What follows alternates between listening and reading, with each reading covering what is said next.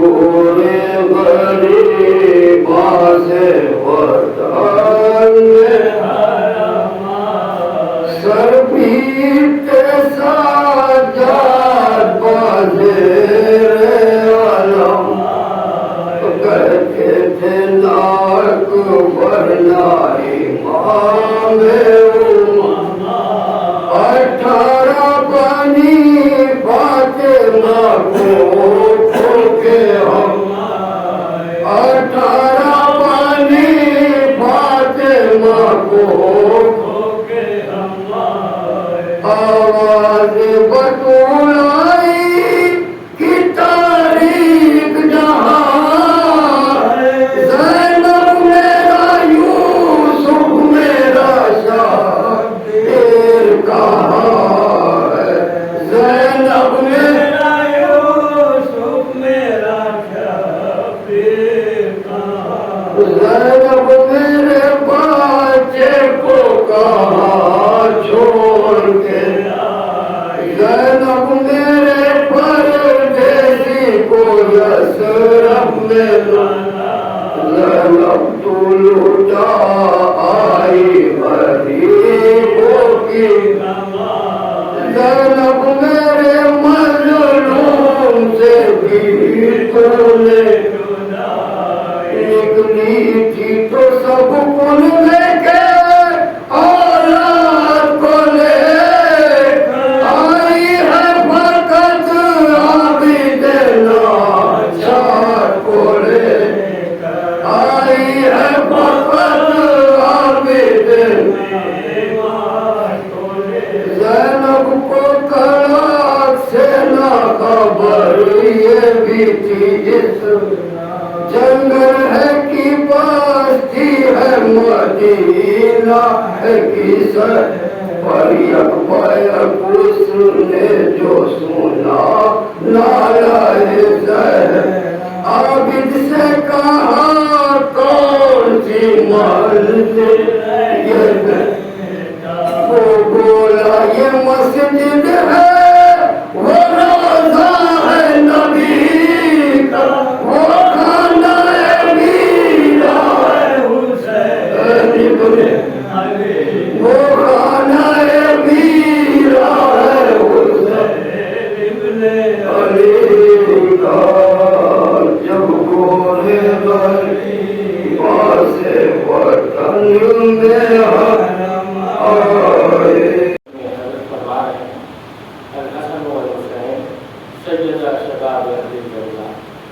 یہ حسن اور یہ حسین جوانان رحمت السلام عام طور پر یہ ترجمہ پڑھا جاتا ہے تو یہی بات بیان کی جاتی ہے، لیکن علماء نے اس کے ترجمے کو دوسری طرح بھی لکھا ہے اور بیان کیا ہے۔ علماء کا کہنا ہے، بعض علماء اس ترجمے کے ساتھ ساتھ اس ترجمے کو بھی پیش کرتے ہیں، اس کو کہتے ہیں کہ حسن اور حسین سید شباب اہل جنہ میں جو اہل کی لڑائی ہے، جنت کے رہنے والوں کے لیے، جنتیوں کے لیے جتنا قرآن میں ذکر ہوا ہے، تمام کئی جگہ پر ذکر ہوا ہے، تو وہاں جب جنتیوں کی بات ہوئی ہے تو اصحاب الجنت کر کے بات ہوئی، جب دوزخیوں کی بات ہوئی ہے تو اصحاب النار کر کے بات ہوئی۔ یہاں پر جنتیوں کے لیے اہل جنت استعمال کیا گیا، یہ تھوڑا انداز ہے۔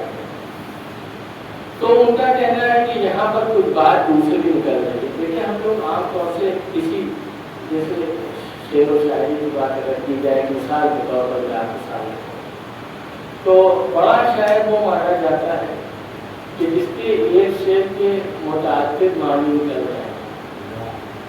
آج کل کے زمانے میں جو یہ بات کہی جاتی ہے، دو طرح کی باتیں آتی ہیں۔ جب کوئی کلام بہت مشہور ہوتا ہے یا جولے پڑتی ہیں تو بعض لوگ جو زیادہ سمجھدار ہوتے ہیں، زیادہ شعر فہم ہوتے ہیں، وہ لوگ کہتے ہیں کہ اس طرح کے کلام بالکل سادہ، اس میں کوئی مزہ نہیں ہے، عام زبان میں، تو جو دوسرے جو کلام کے پیور پیور ہوتے ہیں وہ کہتے ہیں کہ کلام وہی ہونا چاہیے جو ہر آدمی کے زبان میں اتر جائے، دل تک پہنچ جائے۔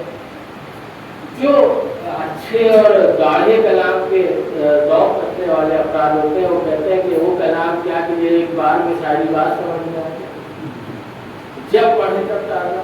इसीलिए वो कलाम जिनके बहुत से मानी निकल आते हैं वो जल्दी आउट ऑफ डेट नहीं होते। एक बात तो ये हो गई, यहाँ मैंने मिसाल थोड़ी गलत दी है, हदीस और पैगंबर एक दूसरी चीज़ है, लेकिन असल जो बुनियाद है जो आपके सामने रखना चाहता हूँ वो ये है कि यहाँ पर पैगंबर अकरम ने जो बात कही इसमें लफ्ज़ अहल किया है। अहल कहते हैं एलिजिबल होने को, किसी चीज़ के लायक होने को, किसी चीज़ के काबिल होने को। मैं इस बात पर डिबेट हो सकती है कि मैं इस मेंबर का अहल हूँ या नहीं हूँ, ये दूसरी चीज़ है। मैं आपके सामने एक बात पेश करना चाहता हूँ, कुरान करीम में वाक़या मौजूद है कि जब तूफान नूह आया, हज़रत नूह का बेटा जब दूर खड़ा था हज़रत नूह अपनी कश्ती में थे तो आपने आवाज़ दी, बाप है बेटे की बात, आपने आवाज़ दी आ जाओ कश्ती में तो बच जाओ। उसने कहा कि नहीं तूफान ही तो है, कितना ऊंचा जाएगा, कितना पढ़ेगा, पहाड़ पर चढ़ा जाता, यहाँ तक तो नहीं आएगा। हज़रत नूह ने फरमाया कि तूफान नहीं है, अज़ाब मिल रहा था, कहीं चल जाओ, ये छोड़ेगा नहीं। लेकिन वो मान नहीं रहा था, वो आने के लिए तैयार नहीं था। तो उस वक्त हज़रत नूह ने दुआ की अल्लाह से, या अल्लाह ये मेरा बेटा है और ये मेरा अहल है, इसे बचा लो। जवाब क्या है अल्लाह की तरफ से, क्या इसमें कोई शक नहीं, बिल्कुल सच है कि ये आपका बेटा है, लेकिन ये सही नहीं है कि ये आपका अहल है। यानी अहल होना एक अलग चीज है और रिश्ते के एतबार से कोई किसी का कुछ लगता है ये एक अलग चीज है। बहुत सी मिसालें दी जा सकती हैं इस मामले में कि जरूरी नहीं है कि जो आप जिसे दरोगा देख रहे हैं वो अहल हो उसका। तो आप देखिए क्या कहेंगे, क्या इनका अच्छा मूड नहीं, यानी मूड पर डिपेंड करता है हमारा जो रवैया है वो बहुत कुछ मूड पर डिपेंड करता है। हालात साजगार रहने पर अच्छे अच्छे काम करना और होता है, बदतरीन माशरे और बदतरीन हालात में बेहतरीन पेश करना और। इसीलिए मैं आपके सामने, और शायद मैंने कभी कुछ मुझे शेर याद आ रहा है उनके बदल के शेर है, लेकिन उसमें यही बात कहने की शायद कोशिश की है, गालिबन मुबारक सिद्दीकी के नाम से शायद, और वाज़ा करना तस्लीम करना। शायद कहता है कि खिज़ां की रुत में गुलाब लहजा बना के रखना कमाल ये, खिज़ां की रुत में गुलाब लहजा बना के रखना कमाल ये है, हवा की जद पर दिया जलाना जला के रखना कमाल ये है। जरा सी लफ्ज़िश पर तोड़ देते हैं सब ताल्लुक ज़माने वाले, जरा सी लफ्ज़िश पर तोड़ देते हैं सब ताल्लुक ज़माने वाले, सो ऐसे वैसों से भी ताल्लुक बना के रखना कमाल ये है। पसंद अपनी, मिजाज अपना, लिबास अपना, कमाल क्या है। पसंद अपनी, मिजाज अपना, लिबास अपना, कमाल क्या है। जो यार चाहे वो हाल अपना बना के रखना कमाल ये है। मुसलसल ये सिलसिला चल रहा था, इमाम हसन का जिस्म दिन ब दिन कमजोर होता चला जा रहा था, घर में भी बेचैनी का आलम था। हज़रत ज़ैनब साथ लेटने लगी, हज़रत अब्बास की नज़र होती थी कि कोई दुश्मन कोई ऐसी चीज़ जो इज़ा रसा होना पहुँचा नहीं पाए। इमाम हुसैन साथ रहते थे, यहाँ तक कि पानी जब दिया जाता था तो उसको मोहर बंद किया जाता। तो रोम से रिवायतों में क्या, रोम से एक जहर मंगाया गया और वो मल दिया गया ऊपर जहाँ जिस कपड़े पर बना था, जो कपड़ा बना था उस बर्तन पर इमाम हसन ने किया। और अब यूँ रिवायतों में क्या है कि आपने एक घूंट वो पानी किया और ज़्यादा इंटरेस्ट जिसके ज़मीर और कमीर में, जिसके पूरे ख़ानदान में अहले बैत की दुश्मनी रची बसी, जिसके बाप का किस्सा हो या जिसकी आल का किस्सा हो, सब इमाम हुसैन के खिलाफ करबला में भी दोस्त नजर आए उनके साथी। हज़रत मुस्लिम के सामने भी मोहम्मद बिन अशरफ था, वो भी इन्हीं से कबीले का, तो ज़्यादा ने ये काम किया चंद टकों के लिए। इब्न हजर मक्की ने सवाल का माना में लिखा कि यजीद के जरिए से, यजीद कहने पर ही जहर दिया गया। बाद रिवायतों में है कि अमीर शाम ने जहर दिलवाया।